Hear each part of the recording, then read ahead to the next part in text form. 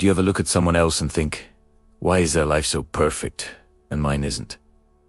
Maybe you see a friend's success on social media and suddenly your own achievements feel small. It's a painful feeling, right? This habit of comparing ourselves has become a huge source of sadness in our modern lives. We forget our own unique talents and get trapped in a cycle of feeling like we were not good enough. If you've ever felt this way, then today's story is for you. Listen closely, because it might just change the way you see yourself. In a small village, there lived a kind and hardworking boy named Ethan. But Ethan had a habit that constantly stole his joy. He always compared himself to others. When his friend Liam aced every test, Ethan would sigh, "I wish I were that smart." When he saw his neighbor Ryan's wealth, he'd think, if only I had money like him. He felt this way about everything, from someone running faster to someone having more friends. These thoughts made him deeply unhappy. He lost focus on his studies and the simple joys of life, constantly thinking, I'll never be as good as them.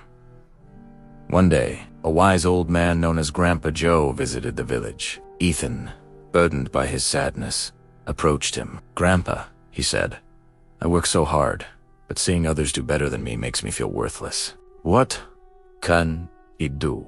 Grandpa Joe smiled kindly and said, "Meet me by the oldest tree in the forest tomorrow morning. You'll find your answer there." The next morning, Ethan found Grandpa Joe waiting for him. "Look around you, son. What do you see?" the old man asked. Ethan observed. "I see all kinds of trees, Grandpa. Some are tall, some are short, some bear fruit, and others are just leafy." Grandpa Joe chuckled. "Exactly. Now, imagine if this short apple tree looked at the tall coconut tree and wished it were taller. Or if the coconut tree wished it had sweet fruits like the apple. Wouldn't that be silly?" Ethan laughed. "Yes, that would be very silly." "Then tell me," Grandpa Joe continued, "how does this forest, with all its different trees, make you feel?" Ethan thought for a moment and replied, "It feels peaceful and beautiful. Everything seems to be in its right place."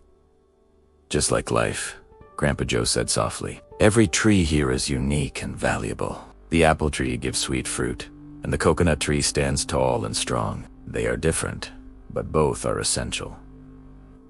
They don't compete. They coexist." Then, he led Ethan to a nearby pond. A bird soared in the sky above, while fish swam gracefully in the water below. "Now, what if that fish wished it could fly like the bird?" Grandpa Joe asked.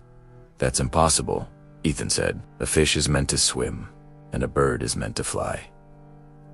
Grandpa Joe placed a gentle hand on Ethan's shoulder. "Then why, my boy, do you wish to be like someone else? You have your own path, your own strengths.